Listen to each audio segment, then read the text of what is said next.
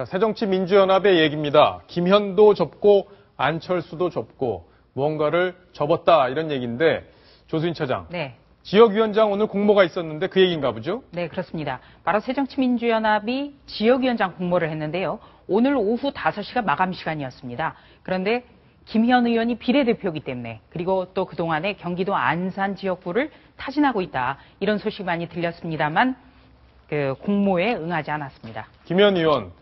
그동안 안산에 지금 지역 비례대표니까 지역구가 없는 상태니까 이번에 지역위원장을 응모를 해서 지역을 다진 다음에 20대 총선에서 안산에서 출마하지 않겠느냐 이런 관측이 있었던 건데 왜 공모를 안 한 건가요? 예, 일단은 워낙에 그 대리기사 폭행 논란이 컸기 때문에 이 점을 좀 감안한 것 같고요. 아직 2016년 4월 총선이 많이 남았기 때문에 실질적으로 지역 공모책 같은 거 어떻게 될지 지역위원장 문제 계속 신청할지 이런 건 좀 두고 봐야겠습니다. 예. 지금 보니까 안철수 의원의 측근들 이분들도 지금 공모에 신청하지 않았다 이렇게 얘기가 나오네요. 예.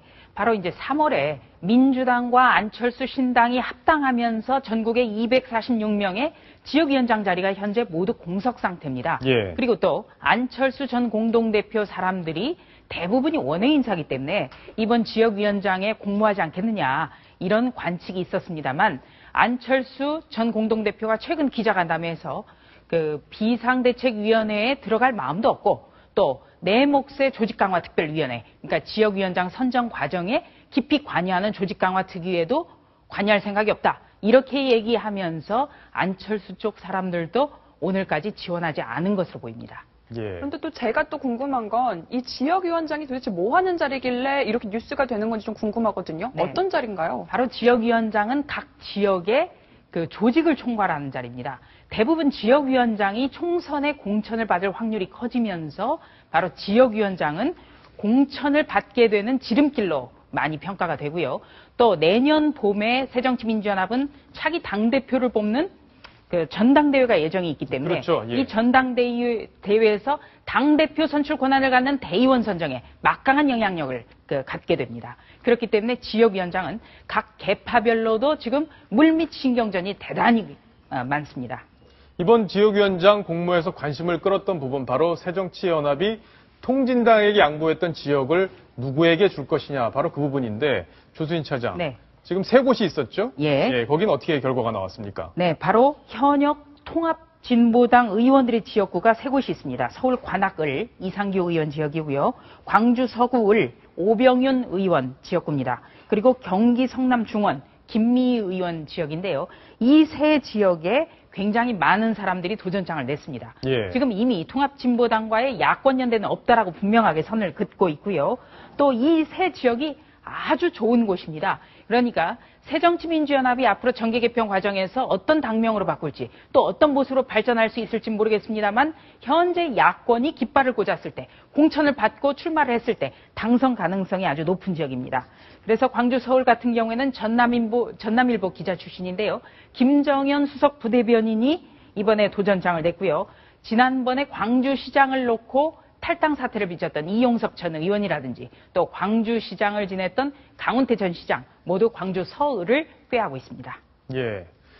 자, 요새 목소리를 부쩍 높이는 분 바로 문재인 의원입니다. 박근혜 대통령의 개헌 이야기에 대해서 아주 거친 이야기를 또 내놨었는데 그 이야기를 먼저 직접 들어보고 또 얘기를 나누겠습니다. 대통령의 개헌 논의 금지 발언이 있었다는 것은 더욱 문제입니다. 70년대 긴급조치 시대를 떠올리게 합니다. 월권이고 상권 분립을 무시하는 독재적인 발상입니다.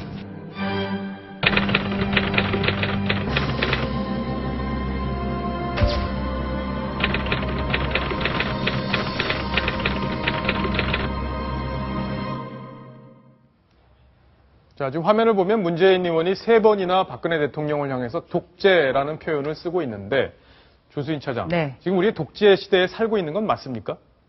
지금은 독재가 아니죠. 대통령도 직접 선출하고 있고요. 다만 새정치민주연합에서는 과거 민주당 시절부터 새누리당과 현재 야권의 구도를 독재와 민주 이렇게 설정을 하고 새누리당은 독재의 후손이다. 이렇게 계속 맹공을 펼쳐왔습니다. 그래서 아마 새정치민주연합의 문재인 의원 같은 경우에는 내년 봄으로 예상되는 전당대회에서 그 출마를 적극 검토하고 있기 때문에 지지층 결집을 위해서라도 더더욱이 그 새누리당 쪽을 독재, 그리고 박근혜 대통령이 김무성 대표를 향해서 개헌 말하지 말아라, 이런 것도 바로 독재적 발상이다. 예. 이렇게 지금 공격을 하고 있는 거죠. 굉장히 의도적이라고 볼 수 있습니다. 그 어떤 의도인가요? 그러니까 지지층 결집. 그러니까 저쪽은 독재니까 이쪽 지금까지 주장해왔던 민주개혁 세력이 지지해줘야 될 곳은 바로 현재 야권이다. 이렇게 호소를 하고 있는 겁니다. 아, 그럼 문재인 의원 전략은 박근혜 대통령의 독재를 막기 위해서 나 같은 사람이 필요하다는 걸 부각시키기 위한 전략이다. 이렇게 봐야 되는 건가요? 아주 이제 독재와 민주라는 이 이분법은 굉장히 쉽거든요. 예. 네. 일단 프레임이라는 게 굉장히 선명하고 쉬어야만 지지층을 결집시키는 효과가 있습니다. 아마 그 점을 꾀한 듯합니다. 예. 지금 문재인 의원도 어쨌든 개헌 논의를 계속 살려가겠다라는 야권의 어떤 큰 그림 속에서 저런 얘기를 한 게 아닌가 싶은데 지금 개헌을 바라보는 야권 내부의 시각은 어떻습니까? 네, 새정치민주연합에서는요.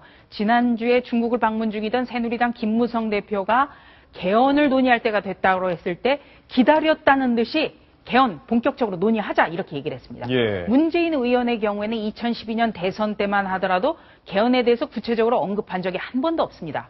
그러니까 4년 중임제 정도는 논의할 때가 됐다라든지 차기 정권에서 개헌 문제를 논의하는 게 맞다. 이 정도 아주 원론적인 입장에만 그쳤는데 이 김무성 대표의 발언을 계기로 김무성 대표가 그러지 않았냐. 우리도 논의할 준비가 돼 있다.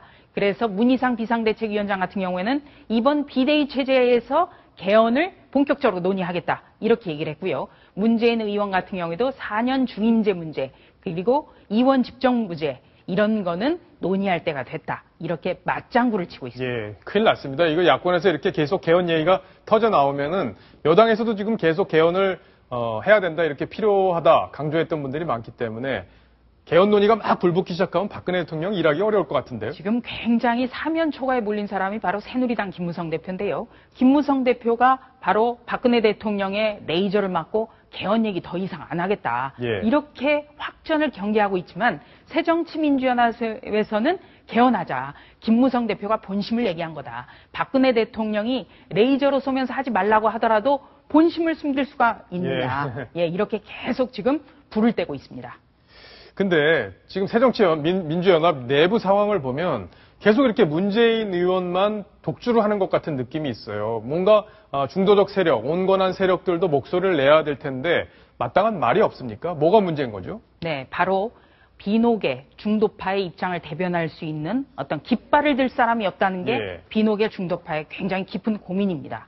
그러니까 친노하면 좌장이 문재인 의원 이렇게 되는데요. 검사들만 하더라도 인사가 3번 바뀌면 그 사람의 전공이 달라집니다. 예. 그런데 2003년 열린우리당 창당 이후에 옛 민주계, 그러니까 중도적 색채를 가진 김대중 전 대통령의 제자들은 다 원외로 밀려났습니다. 예. 그렇기 때문에 이렇다 할 사람이 없는 게 현실적인 문제입니다. 그래서 새정치민주연합의 중도파 의원은 기자들에게 이런 얘기도 했습니다. 친노와 싸워볼 만한 인사들은 출마를 안 하겠다고 하고. 왜 안 하겠다는 겁니까? 싸워볼 만한 사람들인데.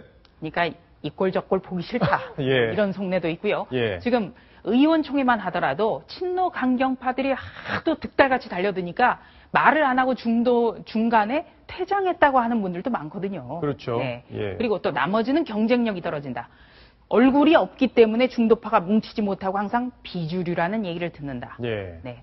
뭔가 중도파와 비노계의 움직임을 가장 인지도도 높고 경쟁력이 있고 대중성 있는 사람이 나서서 해줘야 되는데 그럴 만한 사람이 없다는 것 참 깊은 고민입니다. 아니, 그럴 만한 사람이 없다면 앞으로도 이 중도파들한테는 미래가 없는 것 아닌가요? 그렇기 때문에 지금 중도파 비노계에서는 이 상태 그대로 2016년 총선, 2017년 대선을 치르면 백전백패다. 예. 그러니까 내년 초쯤에서 그 정계 개편 논의가 불가피하고 신당이 필요하다. 이런 신당. 얘기가 나오는 거죠. 예. 어떻게든 틀을 바꿔야 된다는 겁니다.